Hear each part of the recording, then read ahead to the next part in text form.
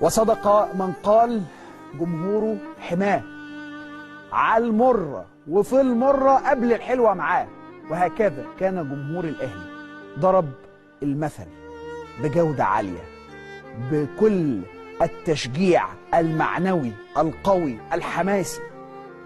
لك أن تتخيل أن الناس سافرت وراحت وجت وهم صايمين وجاهزين وعلى قلبهم زي العسل، كل اللي كانوا عايزينه بس يروحوا مبسوطين. وقد كان، وهو ده الاتفاق الضمني. انا بتفق معاك على ان انا هدعمك وبسطني، او هتفق معاك على ان انا هدعمك بس اعمل اللي عليك. عملت اللي عليك تسلم رجليك، وده اللي احنا شفناه النهارده.